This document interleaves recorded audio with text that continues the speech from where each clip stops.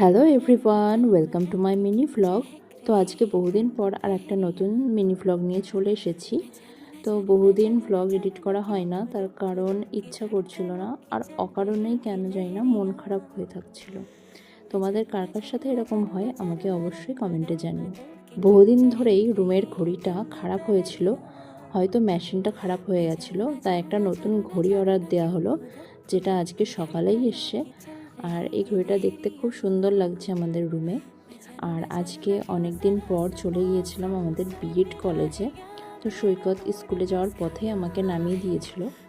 তো গিয়েছিলাম তো একটা সার্টিফিকেট আনতে, কিন্তু দুর্ভাগ্যবশত আমার সার্টিফিকেট আসেনি। আমার সেটা যাচাই করে যাওয়া উচিত ছিল।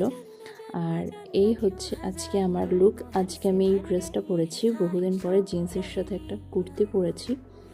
তো আর আমি রিসেন্টলি চুলটা কাটিয়েছি, আমার অনেক লম্বা চুল ছিল, তো কাটিয়ে দিয়েছি পুরোটাই। আর তারপর আমার এক বান্ধবীর সাথে চলে গিয়েছিলাম আজকে কলেজে। আমি যে কলেজটায় পড়তাম সেই কলেজটা আমাদের বাড়ির ঠিক পাশেই, বেশি দূর অবশ্য না।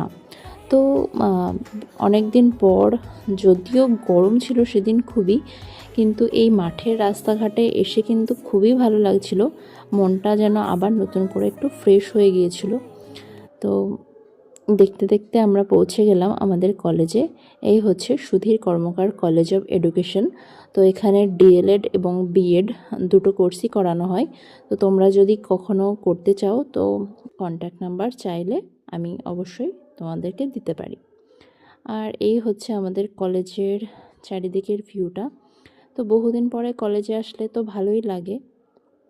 আর আমাদের যে স্টাফ কাকুরা ছিল সেই কাকুরা সত্যি খুব ভালো, আর টিচারদের থেকে আমার মনে হয় তারাই বেশি ভালো। আর তারপর বাড়ি এসে একটু আইসক্রিম খেয়ে নিলাম, কুলফি। মা তো না খাইয়ে আমাকে ছাড়লই না।